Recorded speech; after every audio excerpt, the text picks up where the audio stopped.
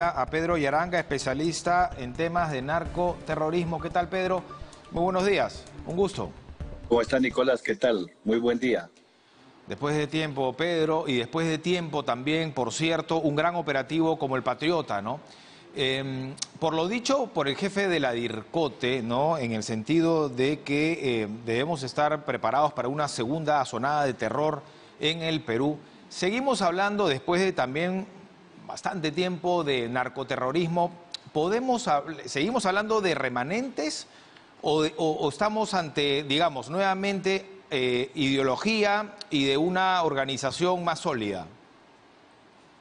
Nicolás, desde hace más de 20 años, este grupo que se autodenomina como el militarizado Partido Comunista del Perú está bañando de sangre nuevamente un sector de la población del país, del Brain. Ellos, para engañar a la gente, se autodenominaron el militarizado Partido Comunista del Perú, pero en el fondo de la palabra siguen siendo la misma organización Sendero Luminoso, eso ninguna duda. Correcto. Sendero Luminoso, pero un sendero luminoso distinto. Mercenario, ¿cómo es que se financia? Bueno, a veces algunos confunden, dicen a este grupo de los remanentes como los narcoterroristas, pero Sendero Luminoso desde su origen siempre fue narcoterrorista, porque si no hubiera sido por el apoyo de los recursos económicos del narcotráfico, jamás hubiera podido avanzar. Correcto. Recordemos que desde más o menos mediados del año o finales del año 82, Sendero Luminoso salió con el narcotráfico en el Guayaga. De ahí empieza el binomio narcotráfico y terrorismo. Después de controlar el Guayaga, controlaron el Bray, no tuvieron ningún problema económico. Estos remanentes continúan haciendo lo mismo. Eso no significa de que estos remanentes controlen todo el narcotráfico del Bray. No, solamente un sector, solamente lo necesario. Correcto. Ahora, en esa misma línea, la última vez que se conoció, no un operativo, más bien un ataque, ¿no? Mayo del 2021, 2 semanas, si no me equivoco, de la segunda vuelta electoral. Un ataque de ellos más bien contra un poblado. Murieron mujeres, murieron niños. Se encontraron panfletos, ¿no? Donde supuestamente, hablo en condicional porque ese tema quedó ahí muy hermético, se llamaba a no votar por Keiko Fujimori, ¿no? En realidad era un boicot a la elección, a la democracia, ¿no? Y hay medios que señalan que dentro de este operativo Patriota se también ha encontrado información sobre política, sobre Asamblea Constituyente. La pregunta es, este narcoterrorismo, este sendero luminoso, digamos, en algún momento, eventualmente, o en esta zona, ¿participa políticamente? Claro que sí, eso sin ninguna duda. Ellos continuamente están haciendo trabajo político. Y el tema de la nueva Asamblea Constituyente no fue planteamiento de ninguna organización social. Todavía en las negociaciones de Guzmán con el presidente de ese entonces, Guzmán planteó el tema de la Asamblea Constituyente y el tema de la reconciliación, es decir, el perdón, con la finalidad de liberarse a sí mismo, luego liberar a sus mejores dirigentes. Esa fue una estrategia que en el camino obviamente abortó, pero el tema de la Asamblea Constituyente es un planteamiento directo de Abimael Guzmán. Correcto. En esa misma línea también, entonces, ya podríamos decir, después de mucho tiempo de ocurrido este atentado que mencionaba, que lo que se busca es el desorden, ¿no? Instaurar o mantener una zona liberada. Imagino que ese ataque fue contra ciudadanos que más bien apoyaban que el Estado esté presente. Fue contra un grupo de ciudadanos en la capital del distrito Biscatán del N, casi colindante con la zona de las operaciones. Mire, hay que hacer una diferencia. Estas operaciones han sido casi en el mismo cuartel de la organización en el Cerro Biscatán. Correcto. Biscatán del N, en el corazón, digamos. De la margen derecha del río Mantaro. Biscatán del N como distrito está en la margen izquierda del río N, pero ellos también controlan todo ese distrito de Biscatán del N y a todas las poblaciones, pequeñas poblaciones que están ahí. Ahí hubo la matanza de 16 personas días antes de las elecciones de la segunda vuelta, obviamente una matanza totalmente con fines políticos. Claro que sí. Ahora, podríamos decir ya estas preguntas, Pedro, agradeciendo obviamente porque lo que quería era contextualizar, ¿no? Y saber a qué nos enfrentamos. ¿Se podría decir que la Operación Patriota fue exitosa? Después de las imágenes que han mostrado, porque ahí no hay ninguna trucada, lo que hay que hacer es felicitar. Felicitar que nosotros tenemos tanto en las Fuerzas Armadas como en la Policía Nacional los mejores hombres. De esta forma, como hicieron esta operación, se ha intentado en diversas oportunidades, porque esto es ingresar al monte a combatir, cosa que en una operación de inteligencia ya no es recomendable. Pero aquí se la jugaron todo. Hay que indicar dónde está la cabeza, que es el camarada José. En el entorno tiene anillos de seguridad y a varios kilómetros, varios anillos de seguridad. Por lo tanto, si intentaran ingresar, entonces siempre van a retroceder en el combate porque ellos conocen perfectamente el terreno. En este caso, lo que han hecho es roquetear y vía aérea descender justo cerca al campamento mismo del camarada José. Y lo que han mostrado es, obviamente, ingresar al mismo campamento. Dudamos hasta ahora, ojalá esté herido, porque esa es la información. Esa es la información que se ha, sí, pero no se ha confirmado, deslizado. pero de hecho que dentro de la organización hay muchos heridos.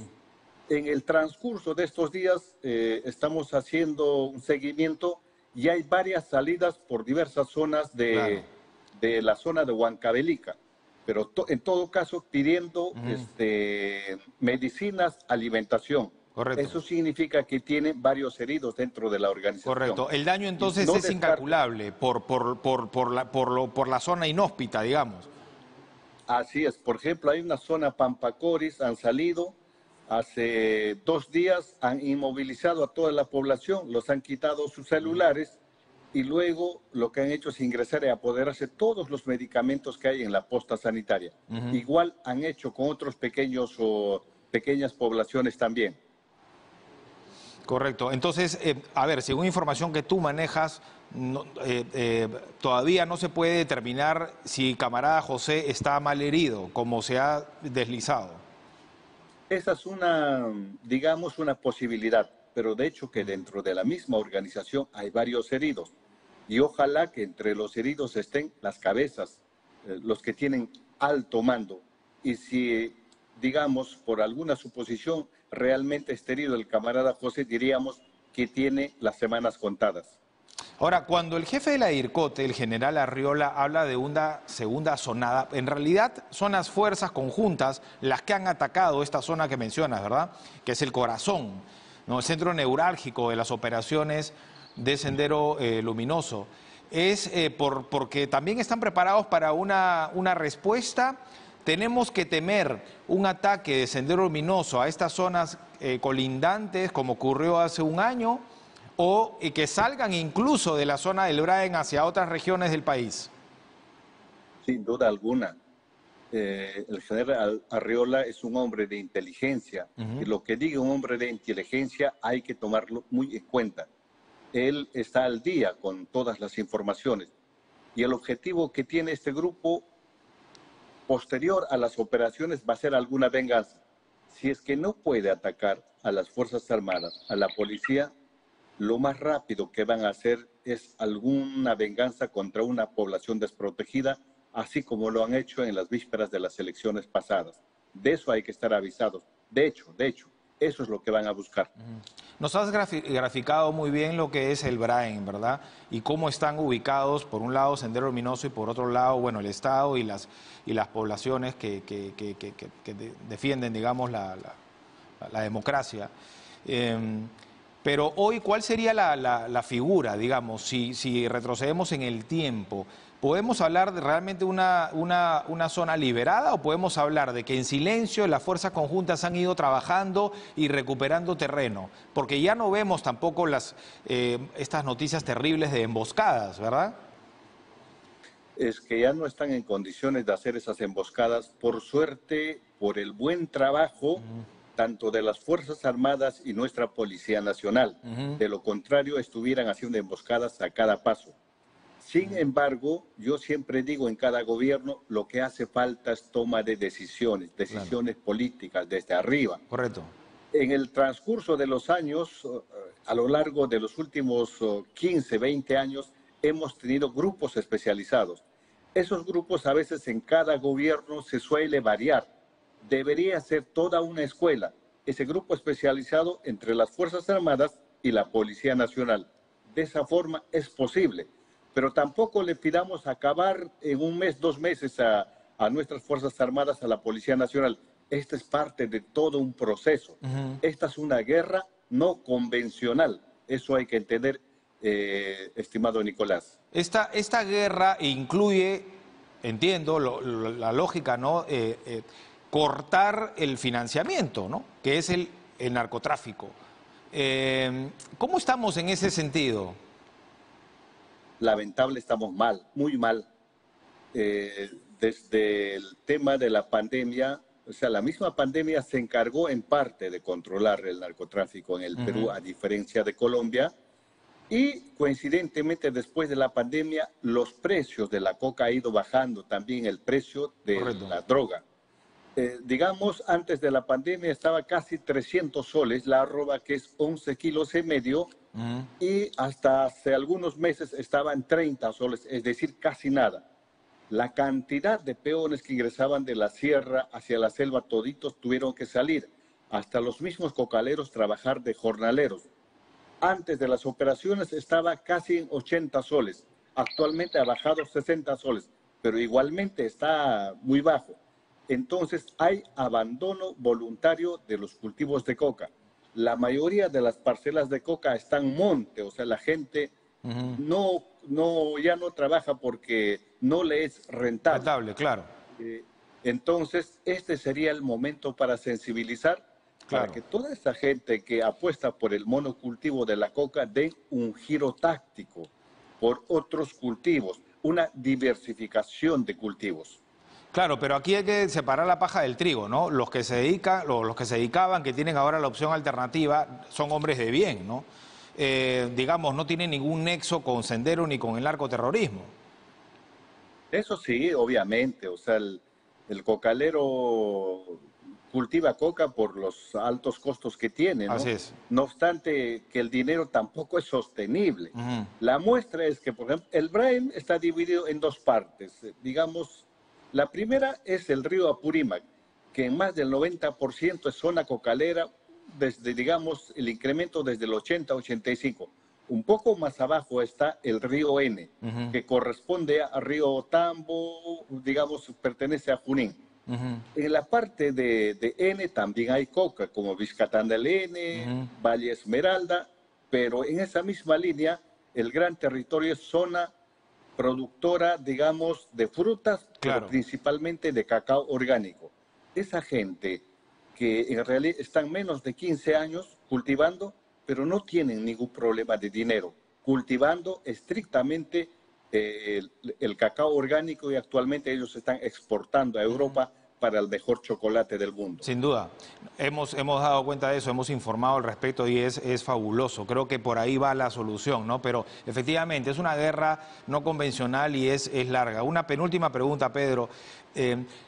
¿El Sendero Luminoso se financia solamente por el narcoterrorismo u otras actividades ilegales, por ejemplo, como la minería informal, o quizá amenazando, cobrando cupos a los agricultores de estos cultivos alternativos, o sea, de la zona?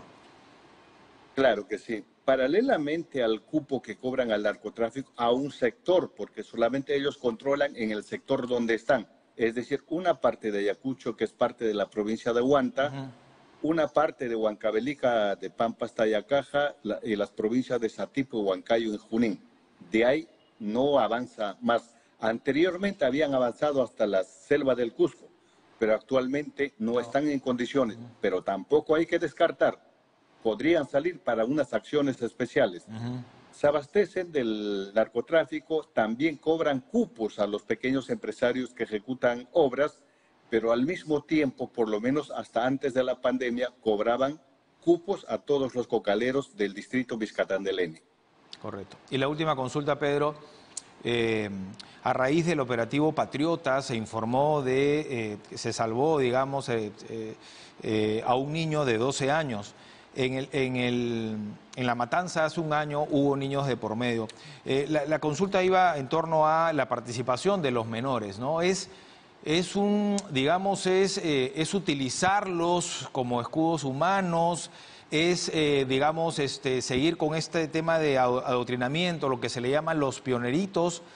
¿Cuál es la situación de los pequeños en esta zona y cuántos habrían? ¿Cuántas personas estamos hablando en Sendero Luminoso que estarían en esta zona?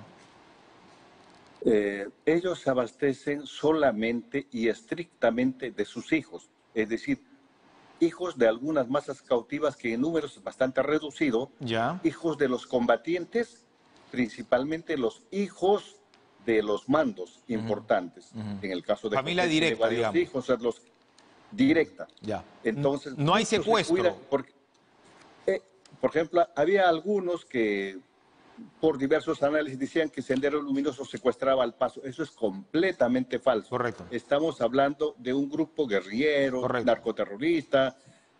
Bueno, entonces ellos por seguridad solamente se abastecen de sus hijos.